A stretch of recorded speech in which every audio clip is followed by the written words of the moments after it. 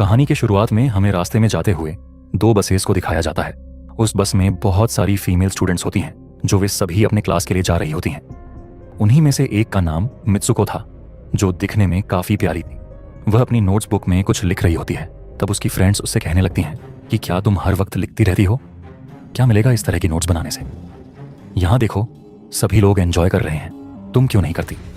ये कहकर उसकी फ्रेंड उसकी नोटबुक को छीन लेती है और उसका पेन नीचे गिर जाता है। और वो अपना पेन उठाने के लिए जैसे ही झुकती है, तभी हम देखते हैं कि उस समय कोई चीज बहुत तेजी से आती है और उस लड़कियों के साथ उन दोनों बसेस को आधे पर से ही काट देती है, जिसकी वजह से सारी की सारी लड़कियां दो हिस्सों में कट जाती हैं। इसी के साथ जैसे ही मित्सुको ऊपर उठती है, तब यह देखकर काफी हैरान हो जाती है कि यह क्या हो गया। अब क्योंकि वो नीचे पेन लेने के लिए झुकी थी, इसीलिए बच गई थी। यह देखकर बहुत ज्यादा डर जाती है और बस से उतरकर भागने लगती है। यहाँ पर हमें पता चलता है कि इन सभी को काटने वाली चीज कुछ और नहीं बल्कि हवा ही थी, जो सभी को काट रही। ये हवा अब मित्सुको के पीछे भी पड़ जाती है। ये देखते हुए मित्सुको चिल्लाते हुए काफी तेजी से भागने लगती है। भागते समय उसे आगे 4 लड़कियां और भी दिखाई देती हैं और वो उन्हें झुकने के लिए कहती हैं, लेकिन काफी देर हो चुकी थी। वो हवा उन्हें भी आधे पर से काट कर चली जाती थी। लेकिन उनमें से मित्सुको एक लड़की को बचा लिया था कि तभी इन्हें कुछ साइकिलिंग करते हुए लड़कियां नजर आती हैं जो कहीं पर जा रही थी। उन्हें भी यह बचाने की कोशिश करती हैं, लेकिन वो हवा उनके साथ भी वही करता है जो अभी इनके दोस्तों के साथ हुआ। और इसी दौरान वो लड़की भी मारी जाती है जिसे अभी उस अदृश्य चीज से बचाया था। अब वो ये देखकर काफी डर जाती है और वो इधर उधर भागने लगती है। आगे हम देखते हैं कि मित्सुको जब एक नदी के पास जाती है तो वो ये देखकर हैरान हो जाती है कि उस नदी में भी पहले से बहुत सारी डेड बॉडीज पड़े हुए थे, जिसने हवा ने यानी उस अदृश्य चीज ने काट दिया था। वहां से वो एक डेड बॉडी के कपड़े लेकर चेंज कर लेती है। अगले सीन में हम देखते हैं कि मित्सुको चलते चलते एक स्कूल में पहुंच चुकी है, जहां पर और भी बहुत सारी फीमेल स्टूडेंट्स थी। उनका यूनिफॉर्म मित्सुको के यूनिफॉर्म से काफी डिफरेंट था। यानी यह भी था कि वो तो उनके स्कूल के स्टूडेंट तो नहीं थी कि तभी एक लड़की मित्सुको के पास आती है और उससे कहने लगती है कि तुम कैसी हो। दरअसल देखा जाए तो वो लड़की उसकी बेस्ट फ्रेंड थी, लेकिन मित्सुको उससे पूछती है कि क्या तुम सच में मेरी बेस्ट फ्रेंड हो, क्योंकि उसे कुछ भी समझ में नहीं आ रहा था कि उसके साथ हो क्या रहा है। वो काफी सदमे में थी।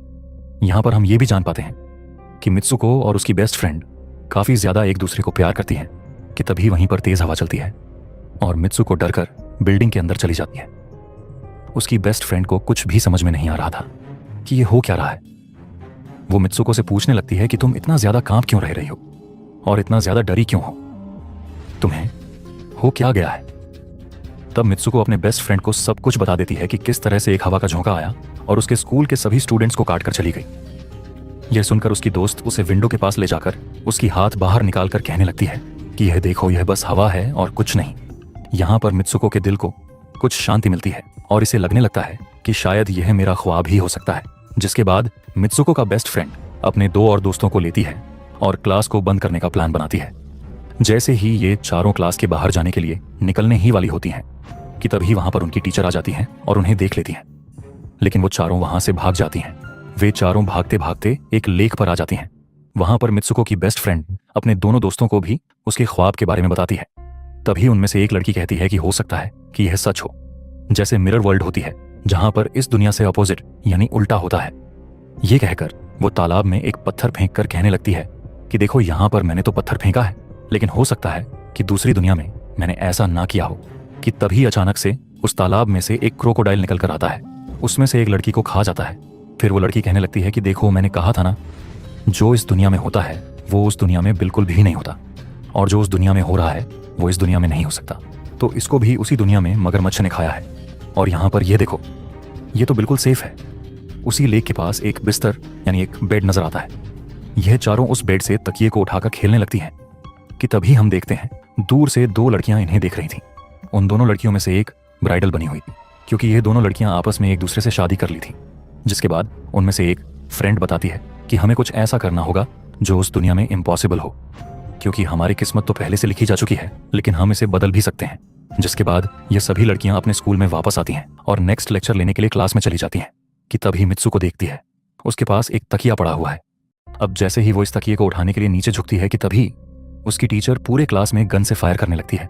और जैसे ही मित्सुको उस तकिए को उठाकर ऊपर देखती है तो उसके क्लास के सभी लड़कियां मारी जा चुकी होती हैं।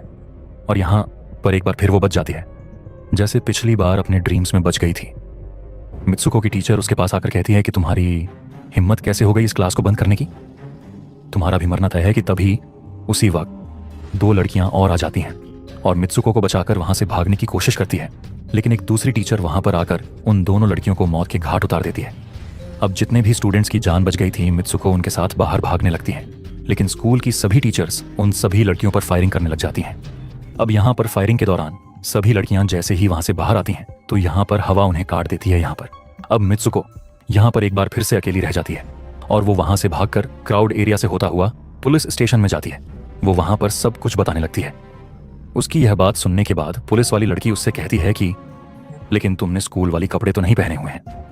और जब वो उसके सामने एक मिरर को रखती है तब मित्सुको उस मिरर में देखती है कि वो तो एकदम से बदल गई होती है और लोग उसे मित्सुको के नाम से नहीं और नाम से बुला रहे थे।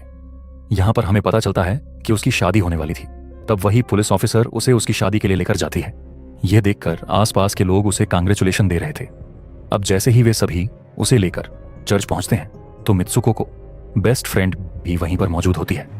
मित्सुको उससे पूछने लगती है कि यह सब मेरे साथ क्या हो रहा है। तब उसकी दोस्त उससे कहती है कि अभी खामोश रहो, हम अभी किसी के कंट्रोल में हैं, बस जैसा मैं कहूं तो तुम वैसा ही करो। और यह कहते हुए वो उसका वेडिंग ड्रेस पहना है और उसे वहां जाने के लिए कहती है। अब जैसे ही वह अपनी मैरिज सेरेमनी के लिए आगे बढ़ती है तो वहां की सभी लड़कियां उसका मजाक उड़ाने लगती हैं। यह देखकर उसकी बेस्ट फ्रेंड एक एक करके सभी को मारना शुरू कर देती है। जिसके बाद जैसे ही मित्सुको आगे बढ़ती है तो उसके ग्रूम की जगह एक ताबूत खड़ा हुआ नजर आता है। उस ताबूत को खोले जाने पर एक बड़ा पिग बाहर निकल कर आता है। मित्सुको उसे देखकर काफी ज्यादा डरने लगती है और एक टूटी हुई बोतल से उस पर अटैक कर देती है। जिसके बाद मित्सुको और उसकी बेस्ट फ्रेंड चर्च से भागते हुए बाहर आ जाती हैं। यहाँ गेट पर भी दो लड़कियां इन्हें रोकने की कोशिश करती हैं, लेकिन मित्सुको की बेस्ट फ्रेंड इन्हें मारकर वहां से भाग जाते हैं। उधर मित्सुको दूसरी तरफ भाग रही थी क्योंकि अब उसे लगने लगा था कि उसके साथ कुछ ज्यादा ही गलत हो रहा है। आगे जाने पर एक और मिरर में खुद को देखती है तो वह एक बार फिर से खुद को बदला हुआ पाती है। अब जिस जगह पर मित्सुको थी वहीं पर रेस हो रही थी कि तभी उसके पास कुछ लड़कियां आकर उससे कहने लगती हैं कि तुम तो बहुत अच्छी रेसर हो, खड़ी क्यों हो, भाग क्यों नहीं रही। और जब वो भागना स्टार्ट करती है तब वो खुद में काफी एनर्जी फील करने लगती है। जिसके बाद मित्सुको रेस जीतने की पूरी कोशिश करने लगती है। भागते समय उसे अपने डेड फ्रेंड्स भी नजर आती हैं जो कुछ वक्त पहले उसके स्कूल में मारी जा चुकी थी कि तभी उसी वक्त उसकी बेस्ट फ्रेंड भी आ जाती है। तभी ये दोनों नोटिस करती हैं कि वही पिग और वो औरतें जिन्होंने इनको चर्च में रोक रही थी वो सभी इन्हीं की तरफ आ रही थी। भागते समय कुछ लड़कियां मित्सुको से कहने लगती हैं कि इस दुनिया से बाहर चली जाओ। इसके बाद हम आगे देखते हैं कि मित्सुको भागते भागते एक सुनसान अंधेरी जगह पर आ जाती है। वहीं पर कुछ स्टूडेंट्स नजर आती हैं जिन्होंने यूनिफॉर्म पहना हुआ था। वो सभी लड़कियां मित्सुको से कहने लगती हैं कि हम सभी मरे हुए हैं और तुम्हें भी मार देंगे। लेकिन तभी मित्सुको की बेस्ट फ्रेंड वहां पर आकर उस लड़की को मारकर वहां से मित्सुको को भगा ले जाती है। मित्सुको की बेस्ट फ्रेंड उसे अपना नाम जोर जोर से पुणे के लिए कहती है, जिस पर मित्सुको अपना नाम जोर जोर से लेने लगती है। इसी के साथ मित्सुको अपना असली रूप में वापस आ जाती है। उसकी बेस्ट फ्रेंड उसे अपना हाथ दिखाते हुए कहती है कि प्लीज मेरे हाथ में जो वायर लगी हुई है उसे बाहर खींच दो ताकि मैं इस दुनिया से बाहर जा सकूं। लेकिन मित्सुको को डर भी था कि कहीं ये वायर खींचने से उसकी जान ना चली जाए। और क्योंकि मित्सुको अपने बेस्ट फ्रेंड को काफी ज्यादा प्यार करती थी इसलिए वो ऐसा नहीं करना चाहती थी, लेकिन ज्यादा उसे फोर्स करने पर वो उसकी वायर्स खींच देती है।